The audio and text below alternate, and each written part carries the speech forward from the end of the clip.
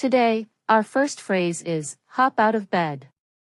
Now, what does this mean? Well, to hop out of bed is a casual, lively way to say someone gets out of bed quickly, often with a bit of energy or urgency. Picture someone waking up and literally hopping up, that's the idea.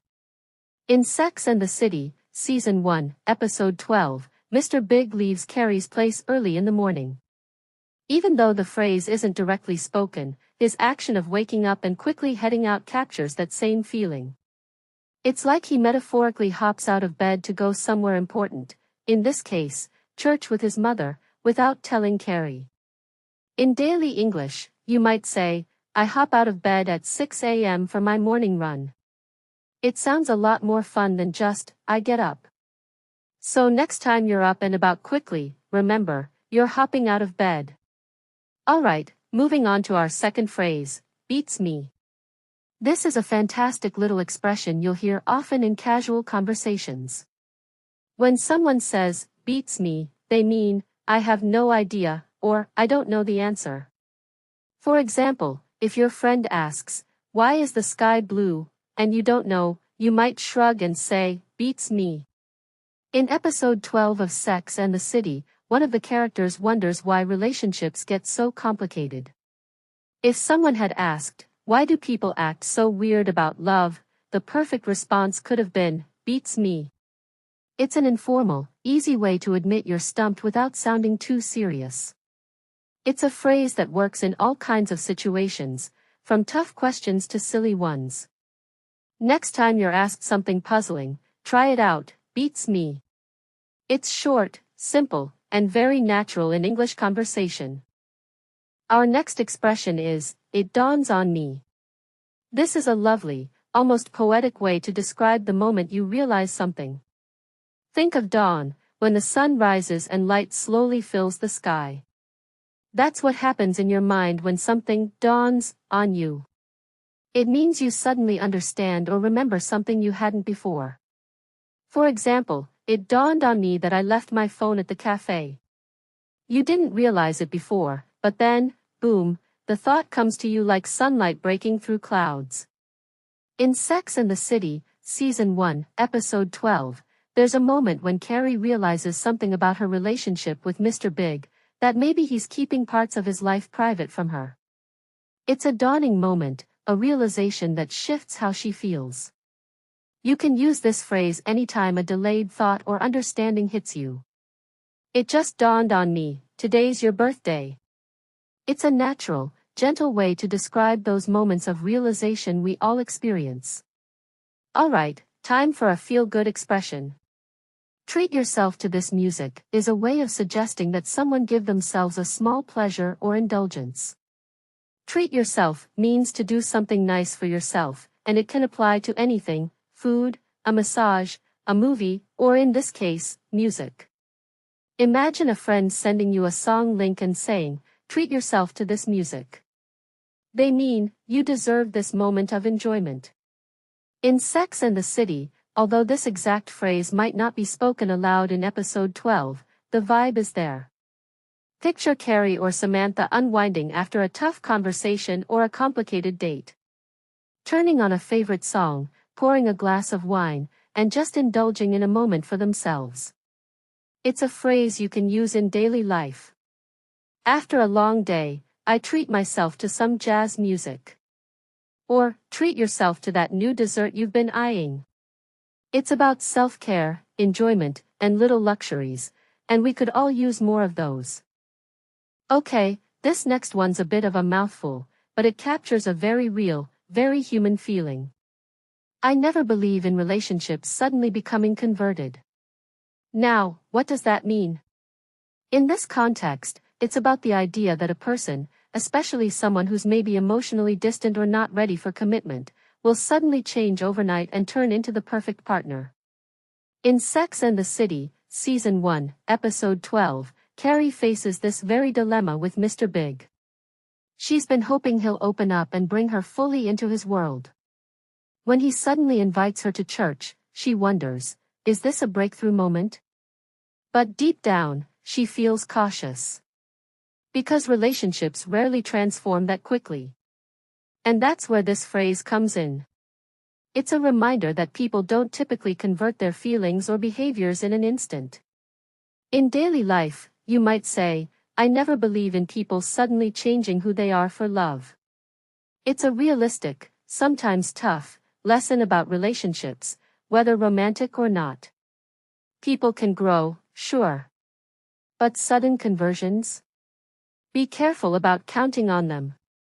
Alright, next up is a very handy little phrase, to talk this out. When people talk something out, it means they sit down and discuss a problem or issue openly until it's resolved, or at least until they both feel heard. It's an essential part of any relationship, romantic, friendly, or professional. In Sex and the City, episode 12, Carrie reaches a point where she needs clarity from Mr. Big.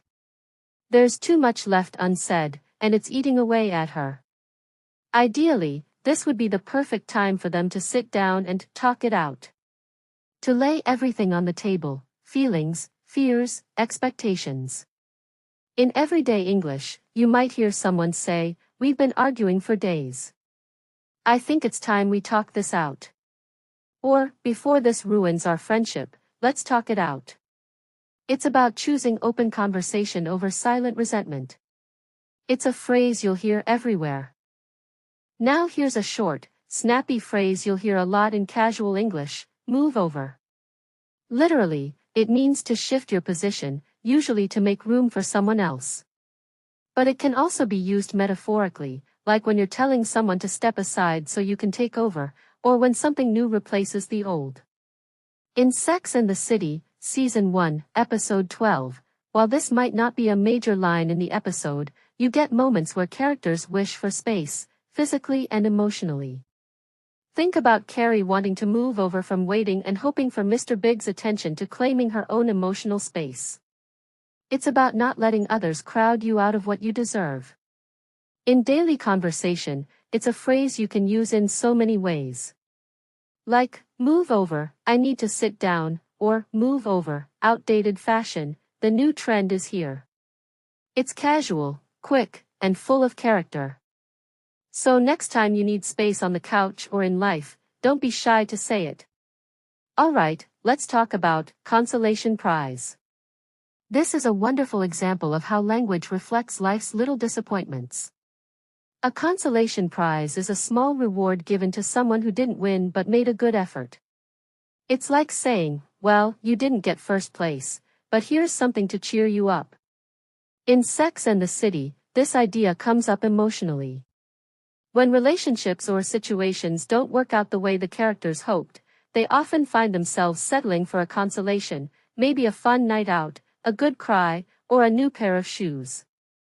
It's not what they really wanted, but it softens the blow. You might hear this phrase in competitions, like, he didn't win the race, but he got a consolation prize.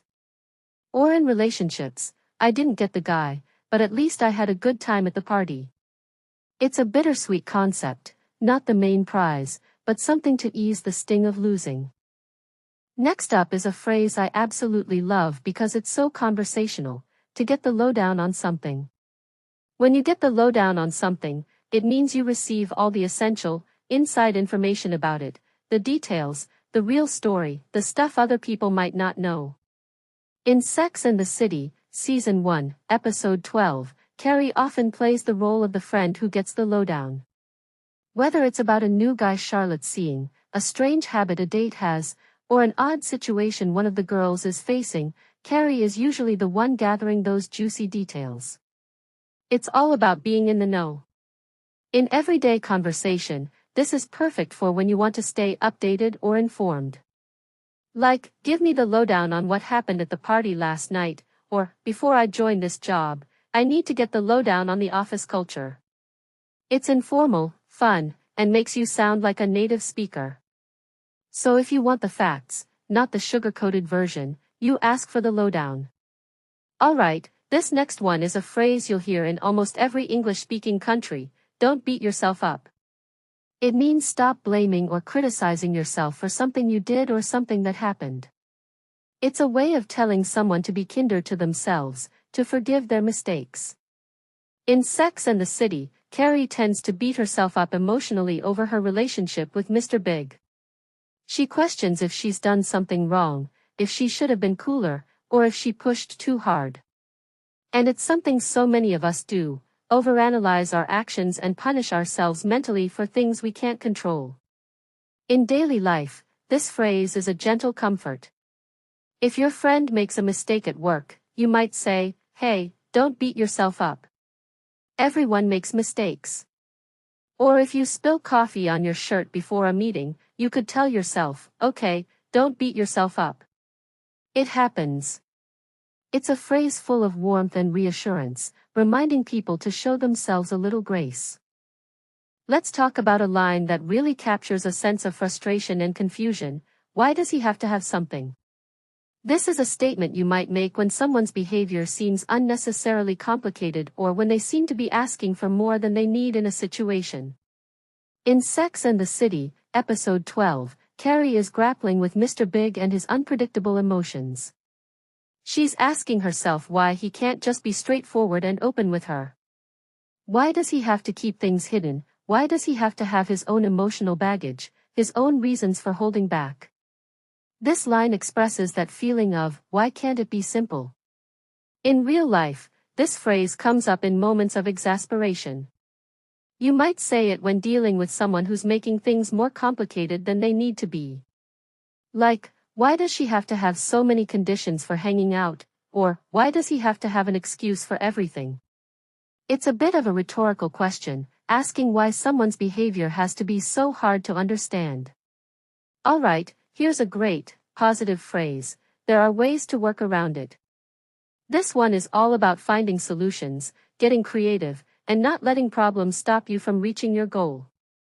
It's about being resourceful. In Sex and the City, when things get complicated with relationships, work, or even just life, the characters often have to figure out how to work around challenges.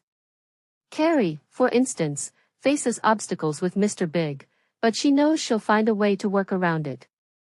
Whether it's navigating difficult conversations or finding new paths to happiness, there's always an option. You might use this when you face something tricky. If someone's having trouble with a task, you could say, "Don't worry. There are ways to work around it. Let's think outside the box."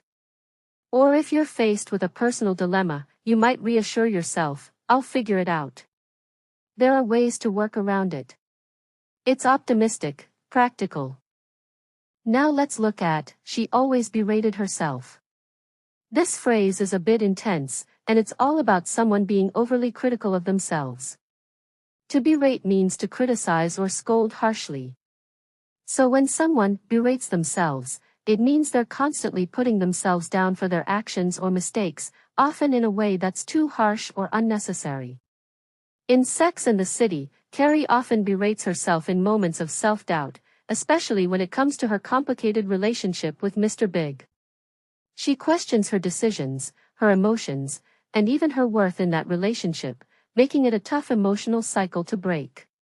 This kind of behavior can be self-destructive, and it's something many of us can relate to when things aren't going the way we want. You might hear this phrase in situations where someone is being particularly hard on themselves.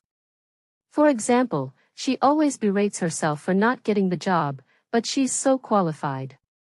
Or you could use it in your own thoughts, "I shouldn't be so harsh on myself for making a mistake. I always berate myself like this." It's a reminder to cut yourself some slack and not be your own biggest critic. This one is deep, questioning my faith in fairness. It's about wondering if life is truly fair, if the things you believe in and expect from the world are actually going to happen the way you think they should. It's a moment of doubt, where you're losing trust in the idea of fairness, and feeling like the scales of life aren't balanced. In Sex and the City, Carrie's relationships and experiences with love often make her question fairness. She loves Mr. Big, but he's often elusive, and it seems like the love she puts in doesn't always come back in the way she wants. This theme pops up when characters experience frustration, wondering why they don't get the same treatment they give others. In real life, this phrase can show your own struggles with fairness in situations. Let's talk about, hadn't I had faith in us all along? This phrase is filled with self-reflection, a moment where someone wonders if they should have trusted a situation or a person more. It's about questioning your own belief or commitment, whether you've been patient enough or had enough trust to believe that things would work out. In Sex and the City, Carrie often finds herself reflecting on her relationship with Mr. Big. She wonders if she was too quick to doubt him or if she was too cautious with her emotions. This phrase comes up when Carrie feels conflicted. She's unsure whether her hesitations were justified or if she should have just trusted the relationship more from the beginning. In everyday conversation, this phrase could come up when you're looking back at a situation. For example, I questioned my career choices for a long time, but hadn't I had faith in myself all along? Or in a friendship, you might say, after all we've been through, hadn't I had faith in our friendship all along? It's a phrase that expresses reflection and self-doubt in a moment of realization. The final phrase in this set is, fortune teller. A fortune teller is someone who supposedly predicts the future, often through mystical or spiritual means. In the context of Sex and the City, Carrie often feels as though she could use a fortune teller to predict the course of her relationship with Mr. Big.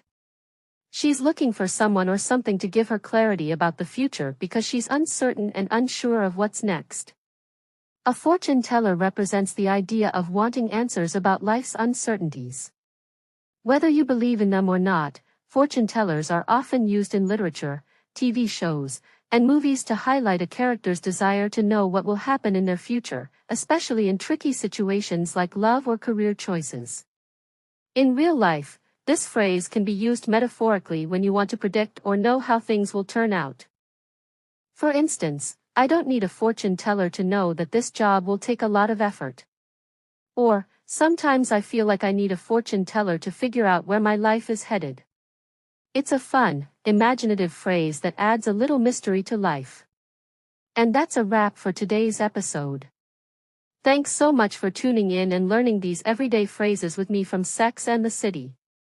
I'll be back soon with more easy, useful expressions from your favorite shows. Until then, keep practicing, stay curious, and enjoy your English journey. See you next time.